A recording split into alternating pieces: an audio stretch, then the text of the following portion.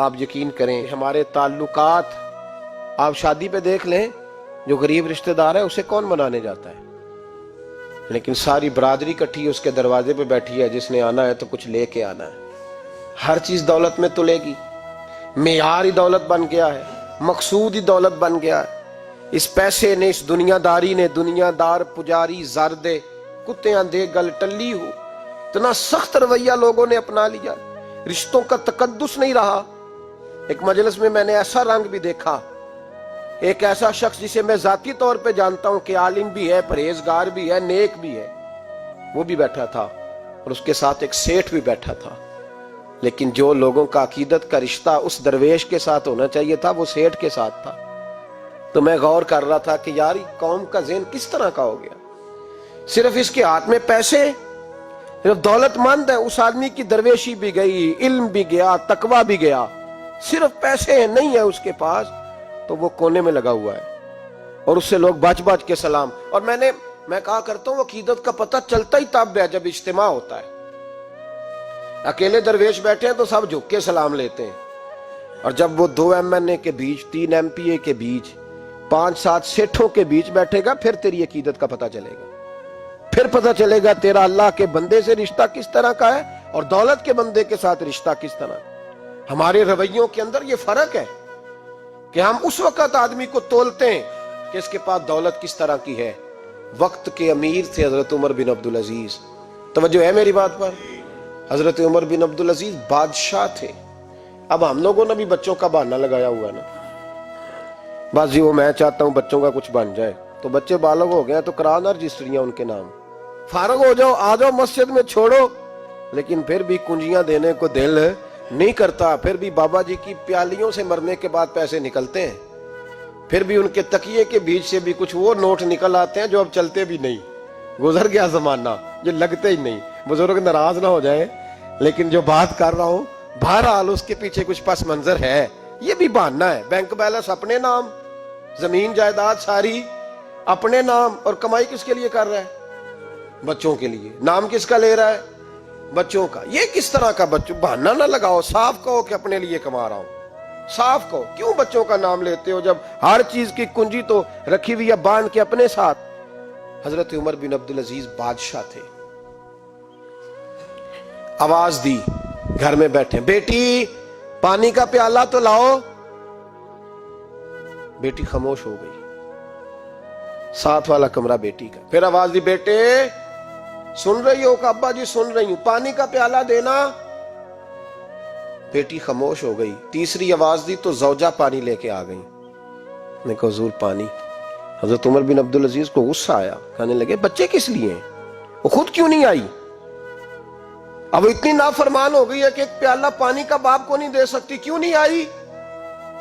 تو زوجہ کہنے لگی چلیں درگزر کریں۔ اس نے کہا ابا کو نہیں بتانا، پی لے۔ کیوں نہیں بتانا؟ بتاؤ کیوں نہیں آئی؟ میں نے اس کو پکارا تھا، تمہیں پکارتا تو تم آتی، تمہیں بتانا پڑے گا۔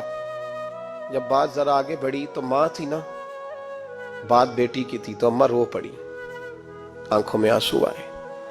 کہا کیوں روئی ہو؟ کہنے لگی بیٹی کا پجامہ پھٹ گیا، دوسرا ہے نہیں، اور آپ لے کے بھی نہیں دیتے، کمرے میں بیٹھ کے تو پجامہ سی رہی ہے، تو کہہ رہی تھی ابا کو بتانا نا، انہیں تکلیف ہوگی، تو وہ اس کے پاس دوسرا ہوتا تو آ جاتی، ایک ہی تھا، تو اس لیے نہیں آئی۔ حضرت عمر بن عبدالعزیز اٹھے، سر سجدے میں رکھا، کہنے لگے یا اللہ تیرا شکر ہے، تو نے میرے بچوں کو بقدر ضرورت روزی عطا فرمائی ہے، یا اللہ تیرا شکر ہے۔ ایک روایت میں نے پڑھی، کلیجہ منہ کو آیا، مصطفیٰ کریم بیٹھے تھے، تو سیدہ عائشہ صدیقہ رضی اللہ تعالیٰ نے عرض کی یا رسول اللہ صلی اللہ علیہ وسلم، وہ دیکھیں سیدہ فاطمہ آ گئی ہیں، وہ دیکھیں بی بی صاحبہ بغیر بتائے آ گئیں۔ حضرت فاطمہ الزہرا آئی، حضور نے فرمایا فاطمہ بغیر اطلاع کے؟ حضور چھوٹا سا کام تھا۔ کیسے آئی ہو؟ تو بی بی صاحبہ نے نا، عورتوں کا پلو ہوتا ہے نا چادر کا، پلو کھولا تو ایک روٹی بندھی ہوئی تھی، ایک روٹی چادر میں، یہاں لوگ زیور باندھتے ہیں، دولت باندھتے ہیں، ایک روٹی حضرت فاطمہ نے پلو میں باندھی، کھول کے پیش کی۔ کہا بیٹے یہ کیا ہے؟ کہ ابا جی کئی دنوں سے گھر میں روٹی نہیں پکی تھی، آج علی کچھ جون لائے تھے، پیسے ہیں، چند روٹیاں بنی ہیں، تو بچوں نے تو کھا لیا، تو میرے سامنے بھی ایک روٹی آئی تھی، میں نے لقمہ توڑا ہے تو مجھے خیال آیا پتہ نہیں مصطفیٰ نے کھایا ہے کہ نہیں کھایا، پتہ نہیں حضور نے روٹی کھائی ہے کہ نہیں، میں لے کے حاضر ہو گئی ہوں، مہربانی فرمائیں۔ تو فرمایا بیٹے بیٹھ جا۔ حضرت فاطمہ بھی بیٹھ گئی، سیدہ عائشہ کہتی ہیں حضور بھی بیٹھ گئے۔ فرمایا فاطمہ کتنے دنوں سے نہیں کھایا؟ عرض کی حضور 3 دن سے۔ فرمایا بیٹے میں نے 5 دن سے نہیں کھایا، آ جا۔ دونوں باپ بیٹی مل کے کھاتے ہیں۔ روٹی 2 حصوں میں حضور نے بانٹی، فرمایا چلا آدھی تو کھا، آدھی میں کھاتا ہوں۔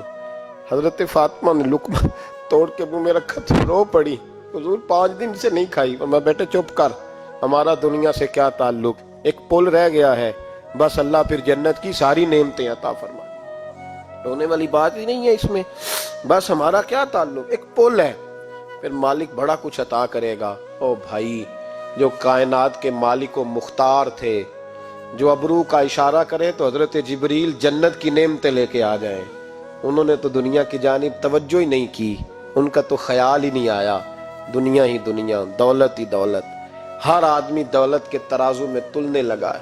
اب تو کلیجہ پھٹتا ہے، اب تو لوگ پوچھتے ہیں، اور میں کبھی کبھی بڑا مجبور ہوتا ہوں، آزمائش میں آ جاتا ہوں، لوگ کہتے ہیں جناب آپ سے کچھ قرآن کی آیات سننی ہے، آپ کتنے پیسے لیں گے؟ کچھ حدیثیں سننی ہیں، کیا اس کا معاوضہ ہوگا؟ آپ سے اس نبی کا نام سننا ہے جس کا آپ کھاتے ہیں، جس کے نام پر آپ نے عزتیں لی ہیں، ان کا نام سننا ہے، آپ کا ریٹ کتنا ہے، آپ کتنے میں بیچیں گے؟ وہ نعت جو غذا ہے وہ کتنے میں بکے گی؟ جب دنیا داری کا یہ حشر ہو جائے کہ وہ رسول اگر ان کا نام نہ رہے تو ہماری سانسیں ہی نہ چلیں، ان کا نام بھی جب اس طرح کمرشل کر کے لیا جائے اور اس طرح وہ چیزیں بھی ریٹ میں آ جائیں، تو بھائی اس سے بڑی اور دنیا داری کیا ہوگی؟ میرے رسول کریم سید عالم نور مجسم صلی اللہ علیہ وسلم نے اس دنیا کو محبوب نہیں رکھا، کاری نہیں بنایا، ماحول ہی نہیں بنایا۔ حضرت عیسیٰ علیہ السلام کی 450 سال عمر، کتنی؟ 4.5 نہیں، میں نے کہا 450 سال حضرت عیسیٰ نے شادی نہیں کی، گھر ہی نہیں بنایا، ایک پیالہ ہوتا تھا پانی پینے کا، ایک تکیہ ہوتا تھا۔ ایک دن ایک بندے کو دیکھا کہ وہ بازو کا تکیہ بنا کے سو رہا ہے، تو حضرت عیسیٰ نے وہ تکیہ بھی خیرات کر دیا، کہنے لگے اس کے بغیر بھی کام چل جائے گا۔ ایک پیالہ تھا پانی پینے کا، ایک دن دیکھا ایک آدمی چلو میں پانی پی رہا، تو وہ پیالہ بھی اللہ کے راستے میں دے دیا، کہنے لگے اس کے بغیر بھی کام چلتا ہے۔ کسی نے کہا نکاح کیوں نہیں کرتے، گھر کیوں نہیں بساتے؟ تو فرمانے لگے 450 سال تو عمر ہے، اللہ کو راضی کروں کہ گھر بساؤں، سجدے کروں یا میں دنیا داری کروں؟ بھائی اسلام نے آپ کے لیے سہولت کر دی، میرے لیے آسانی کر دی کہ تیرا بچے پالنا بھی عبادت ہے، تیرا گھر بار چلانا بھی دینداری ہے، لیکن مقصود نہ اس کو بنا، اس کو مقصود نہ بنا، دنیا داری میں اتنا الجھ نہ، بقدر ضرورت لے، اس طرح کا رویہ اختیار نہ کر۔ اور ایسا ہو سکتا ہے، ابھی چند سال ہوئے مولانا عبدالستار خان نیازی علیہ رحمہ نے پردہ کیا، وفاقی وزیر رہا وہ شخص، زمانہ بتایا، پاکستان کی میلی سیاست کے اندر رہ کے وقت گزارا، لیکن جب ان کا جنازہ اٹھا تو ان کے اکاؤنٹ میں اتنے پیسے نہیں تھے کہ کفن کا کپڑا بھی خریدا جا سکے، کفن کے کپڑے کا بھی پیسہ نہیں تھا۔ او بھائی یہ لوگ ہیں یار، وفاقی درجے کا شخص ہو کے گزرے اور وزارتیں اس کے آگے پیچھے بھاگیں، اور ہر الیکشن میں وہ بندہ MNA کی سیٹ جیت جائے، اور پھر رخصتی کا وقت آئے تو اس کا حال یہ ہو کہ کوئی شخص کہے کہ چلو 250 اکاؤنٹ سے نکلا ہے تو باقی مجھ سے لے لو تاکہ کفن کا بندوبست ہو سکے۔ اس کا مطلب ہے کہ آج بھی یہ رنگ ہوتا ہے، اور وہ پگڑی تگڑی باندھتے تھے، سوٹ آلا پہنتے تھے، تو لوگ کہتے تھے یہ کیوں کرتے ہو؟ فرماتے میں مصطفیٰ کا فقیر ہوں، لوگ تو نہ مجھے فقیر سمجھے، ایسا تو نہ ہو دنیا دینے لگ جائے کہ حضرت کے پاس پہننے کو کپڑا نہیں تو چلو کچھ دو، میں اپنے پردے اپنے اللہ کے ساتھ رکھنا چاہتا ہوں۔ بھائیو ان لوگوں نے وقار کے ساتھ وقت گزارا، اس انداز سے تھوڑا باہر آؤ۔ اپنے ساتھ ہم نے اتنی زیادتی کر لی ہے، اتنا ظلم کر لیا کہ سوائے دولت کے، سوائے دنیا دار، خالص وہ روحانی سلسلہ तरीकत का, तसव्वुफ का, वो भी सारा इसी। हजरत अबुल हसन खरकानी दरवेश थे, महमूद गजनवी बादशाह वक़्त था, कहता मैं दुआ कराने गया तो मैंने वही समझा जो सब के बारे में समझा जाता है। गिफ्ट पहले ले गया, मैंने कहा 2 थैलियां शर्फियों की ले जाता हूँ, बाबा दुआ सही कर देगा, नजराना नहीं सूद है पीराने हरम का। तो कहते हैं 2 अशरफियों की थैलियां पहले ले गया कि रखूंगा तो बाबा मेरे हक में नरम हो जाएगा। मैंने वो अब ज़ेन ये बना के गया था। हजरत अब क्या कर रहे हैं, जुमे का दिन था तो कुछ सालिकीन तरीकत मुरीदीन झाड़ू लगा रहे थे, तो सर में खुजली हुई तो पगड़ी उतार के एक मुरीद से कहने लगे देख कहीं जुमे तो नहीं पड़ गई। तो एक जुमे देख रहा है, वो कहता है मैं जुमे देख रहा था, हजरत ने सर झुकाया हुआ था तो महमूद गजनवी दाखिल हो गया। तो जो जुमे निकालने वाला कहने लगा ओहो हो, फरमाने लगे क्या हुआ, कहा हुजूर बादशाह आ गया। कहने लगे छोड़, बादशाह तो आते जाते रहते हैं, मैंने समझा था कोई तगड़ी सी जूं तेरे हाथ लग गई है, तूने तो इस तरह करके शोर मचाया जैसे बड़ा कोई इनकलाब, बादशाह आते जाते रहते, बंदा ये क्या हो गया, जूं देख ध्यान से। तो महमूद कहता है मैं तो दुनियादार किस्म का सूफी समझ के आया, थैलियां भी शर्फियों की रखी। तो बाबा जी से दुआ के लिए कहा मैं सोमनाथ के मंदिर फतह करने जा रहा हूं, दुआ करना।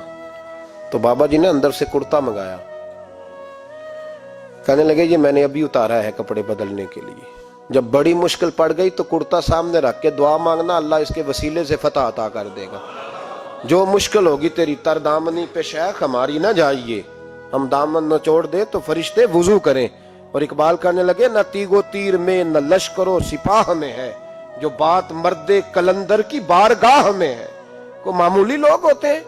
इकबाल कहने लगे यदे बैजा लिए फिरते हैं अपनी आस्तीनों में, इन्होंने बगल में हाथ रखा हुआ है, अगर खोल दें तो अल्लाह उसी तरह बरकत का फैज अता कर दे जो हजरत मूसा के यदे बैजा को मिला हुआ।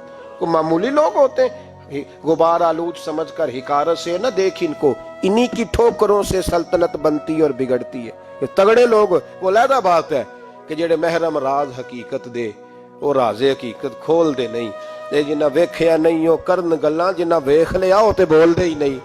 ये बात लहदा है कि वो बयान करना पसंद नहीं करते, पर्दों में छुपे रहते हैं, वरना तो अल्लाह ने बड़े एजाज़ात दिए होते।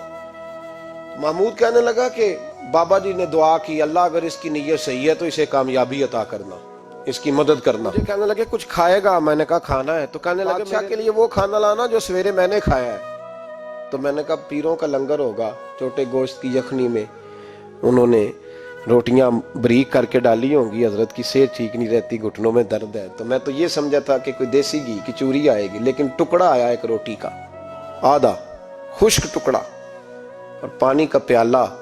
तो कहते मैंने उसको काट के ना दांतों के साथ जब निगलना चाहा तो यहाँ अड़ गया मेरे गले में, कभी इस तरह का खाना खाया ही नहीं था। तो कहते हैं हजरत ने दोनों शर्फियों की थैलियां उठा के मेरी तरफ फेंकी, कहने लगे जिस तरह हमारा खाना तेरे गले में अड़ गया, तेरी दौलत भी हमारे गले में अड़ जाएगी, उठ और निकल, अल्लाह खैर करे।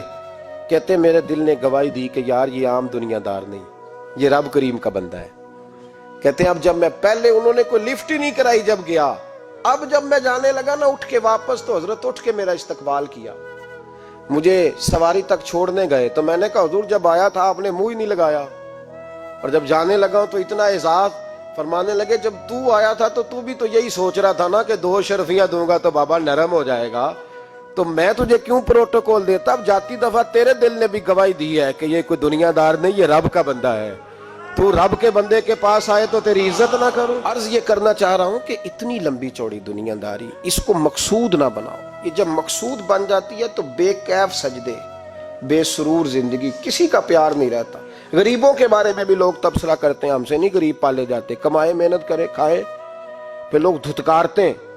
फिर लोगों के अंदर सख्ती आती है जब मकसूद दौलत होती है, और जब मकसूद अल्लाह की रजा होती है फिर अल्लाह इंसानों के दिलों को नरमी अता फरमाता है। इसको मकसूद न बनाओ, इसको मकसूद खुदा की ज़ात, अल्लाह की ज़ात, फिक्र आखरत, कुरान सीने से रहे, और जुबान पर जो चीज़ हर वक्त जारी रहे वो रसूलुल्लाह का दरूद व सलाम। बाकी चीज़ों को मकसद ना बनाएं। ये दुनिया मकसद बन गई तो ये जिंदगी को खड़ा कर देगी, जाम कर देगी, फिर आगे पीछे कुछ नहीं होगा। फिर अल्हाकुमुत तकासुर हत्ता ज़ुरतुमुल मकाबिर, फरमाया लोग दौलत के पीछे इस तरह लगे कि फिर उन्हें कब्रें देख ली।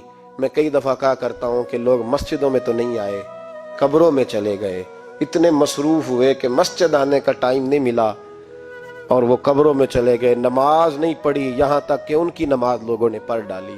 اتنا نہ دنیا داری کرو، اتنا نہ اس کو مقصود بناؤ، جتنی اس کی حد ہے اس کو اسی حد میں رکھو۔ اللہ محبوب پاک کا صدقہ سمجھ عطا فرمائے۔ آخر دعوانا ان الحمدللہ۔